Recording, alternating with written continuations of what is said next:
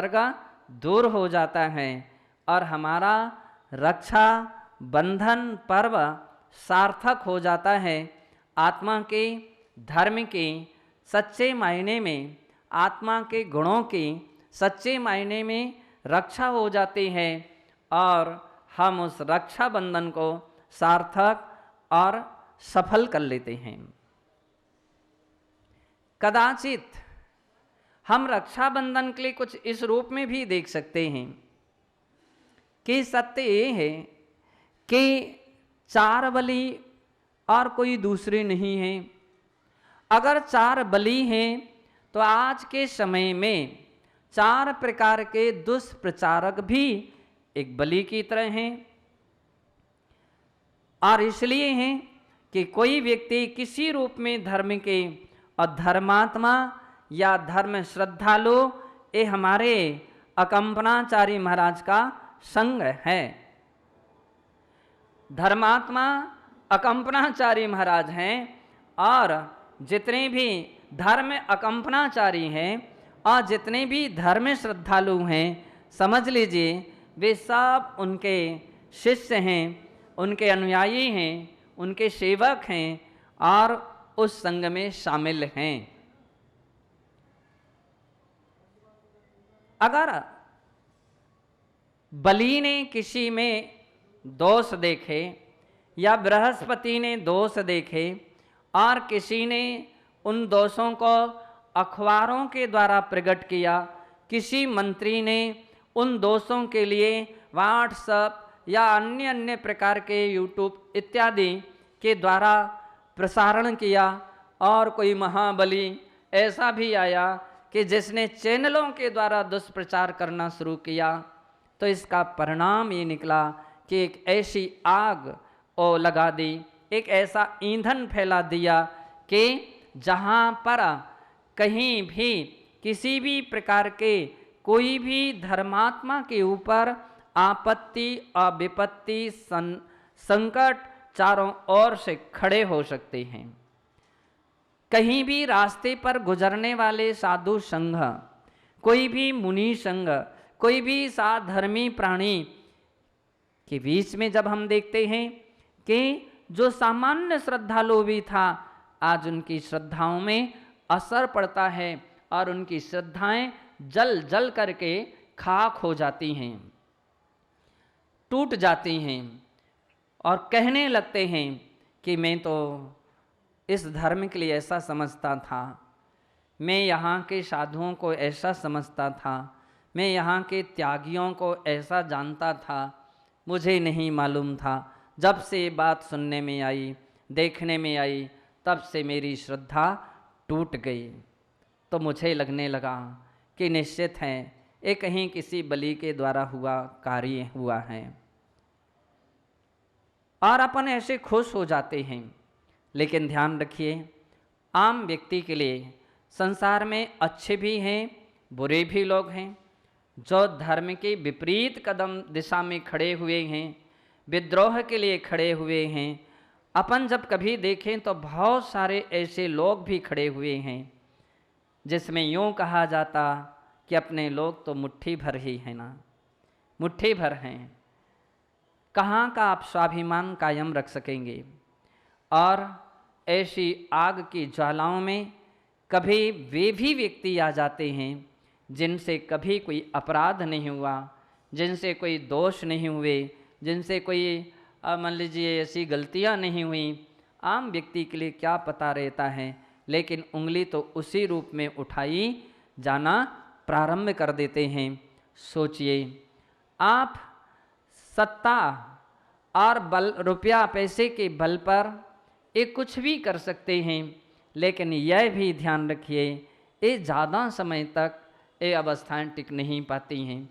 कहीं ना कहीं, कभी ना कभी मुझे विश्वास है कोई ना कोई सागर सेन भी मिलेंगे, कहीं ना कहीं विष्णु कुमार भी मिलेंगे और वो आएंगे, और निश्चित है ऐसे ही प्रसंगों पर एक घनघोर उपसर्ग को दूर करने में एक दृढ़ता से अपना साहसी कदम रखेंगे और अपनी इस प्रकार की जो थोतली विचारधारा रहती हैं, लोग सोचते हैं कि हम अपने धर्म के अंदर में होने वाली बुराइयों को इस रूप में दूर कर रहे हैं।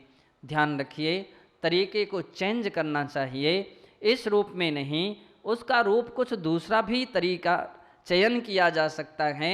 हम वरिष्ठ आचार्यों का एक संगठन बना सकते हैं और उनके माध्यम से हम ऐसे मैटरों को उनके ऊपर छोड़ सकते हैं।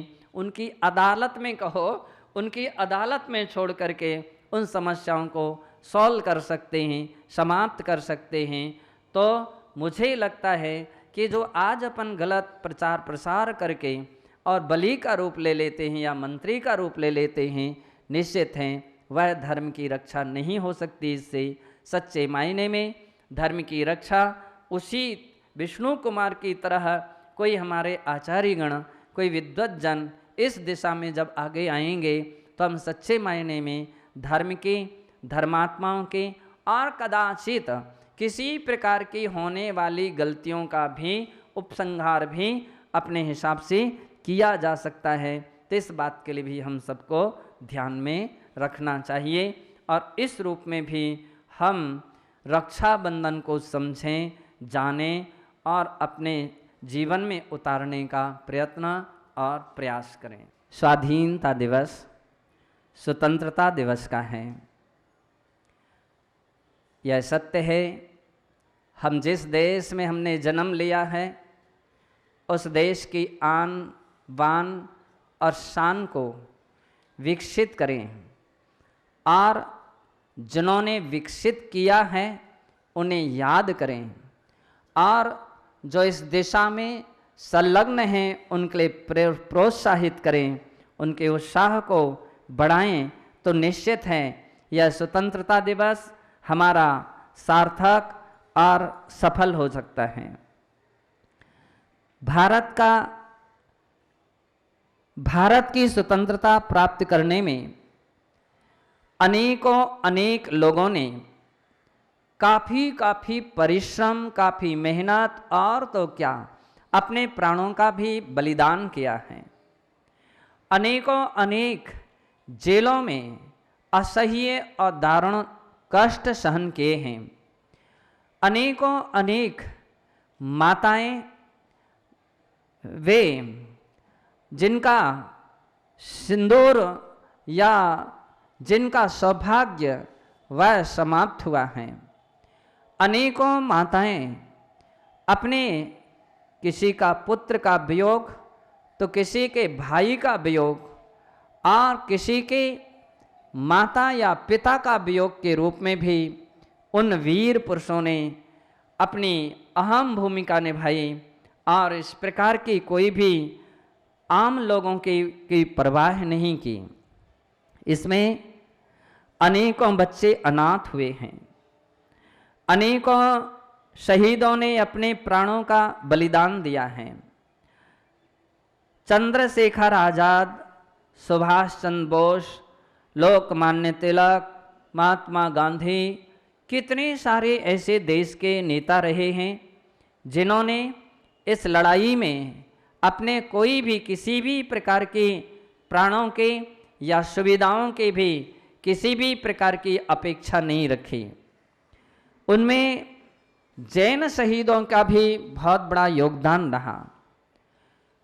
लगभग 20 ऐसे जैन शहीद हुए हैं कि जिनके विषय में अपने लिए इतिहास इस बात का गवाह है कि 20 ऐसे जैन शहीद हुए हैं जिनके नाम हैं भामा शाह, दुर्गपाल, अशोक शाह, आशा शाह, अमर शहीद, हुकुम चंद कानू, अमरचंद काठिया, मोती चंद, सिंघई प्रेमचंद दमोह, मगन लाल ओसवाल, वीर उदयचंद मंडला, साबूलाल वैसाखिया, गड़ाकोटा, अन्ना साहेब सांगली महाराष्ट्र,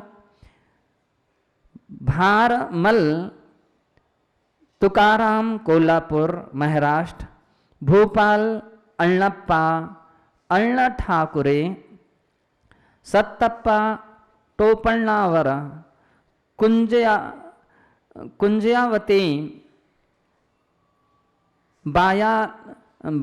बायालाल शाह सिलोधी जबलपुर, मुलायम जबलपुर, भैयालाल जी चौधरी दमोह, चौथमल भंडारी उज्जैन, हरीश चंद दाजेवा, धर्मचंद जैन नांदेड़ महाराष्ट्र।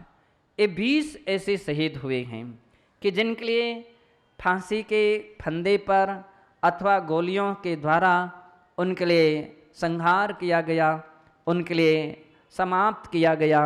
ये जैन 20 शहीद हुए हैं।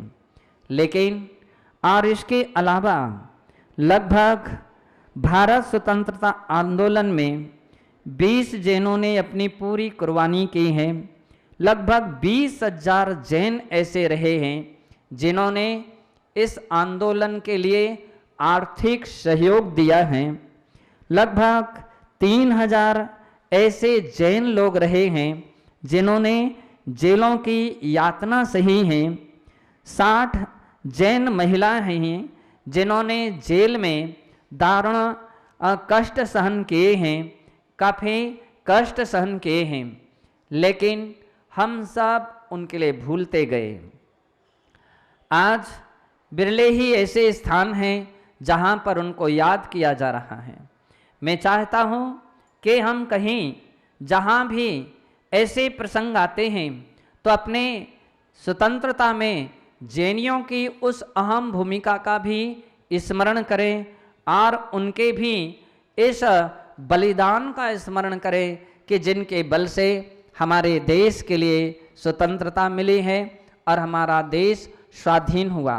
एक बात और ध्यान रख लीजिए कि हमारे देश की जो पराधीनता रही है, पराधीनता के मुख्य कारण केवल इतने थे। एक तो अज्ञानता, अनपढ़ता, यह हमारे यहाँ रही, और दूसरे आपसे टकराव, आपसे विघटन। हमारे ये 2 ऐसी बारूदी हमें कमी रही हैं जिनके कारण हम परतंत्र हुए थे और हमारी परतंत्रता बनी थी। निश्चित है इस विषय में भी हमको सोचना होगा। आज हम अपने जितने भी देशवासी हैं उनमें आपसी टकरावों को कैसे हम दूर कर सकते हैं, इस विषय में भी कुछ सोचना पड़ेगा, कुछ विचारना पड़ेगा। और शिक्षा के क्षेत्र में हालांकि हमारा देश काफ़ी दृष्टि से उन्नतिशील हो रहा है, आर्थिक दृष्टि से और ज्ञान और विज्ञान की दृष्टि से भी बहुत कुछ मात्रा में हमारा देश ने विकास किया है। आज शक्तिशाली देशों में अपने देश का काफ़ी ऊंचा नाम हो रहा है। मैं चाहूँगा कि एक बात, इस बात के लिए पूरा ध्यान रखें कि अज्ञानता दुर्व्यसनों को लाती है, और दुर्व्यसन में सबसे बड़ा हानिकारक है तो वह शराब है। इतिहास इस बात के लिए गवाह है कि जितने भी बड़े बड़े राजघरानों का समापन हुआ है तो वह केवल इस नशेबाजी के कारण हुआ है, जुआ के कारण हुआ है, और इसके कारण ही आपसी टकराव रहे हैं, आपसी फूटें रही हैं, और जैसे तैसे दूसरे की जमीन को या दूसरे के राज्य को छीनने का एक जो अनैतिक प्रयत्न प्रयास रहे हैं, जिसके कारण से हमारा देश परतंत्र बनता रहा और दूसरे देश इस पर हावी होते गए। हम आज के दिन यह बात सीखें कि हम आपसी टकराव को कैसे कम कर सकते हैं, कैसे उनको समापन कर सकते हैं, भाईचारे का व्यवहार कैसे संस्थापित कर सकते हैं।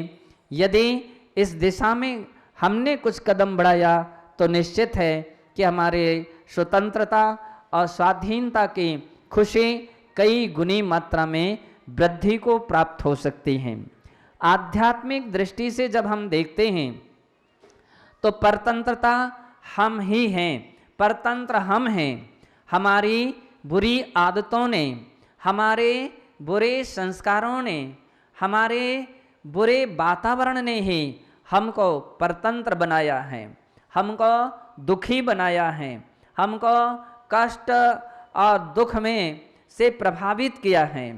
यदि हम नैतिकता की ओर कदम बढ़ाएं, आध्यात्मिकता की ओर कदम बढ़ाएं, तो बुराइयों से बचें, तो मुझे लगता है कि आज भी हम अपनी स्वतंत्रता और स्वाधीनता को प्राप्त कर सकते हैं।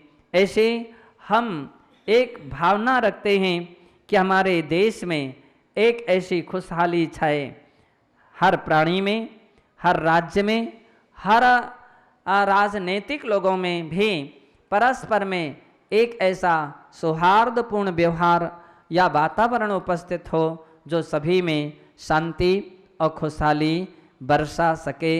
इसी भावना से जय बोलिए महावीर भगवान की।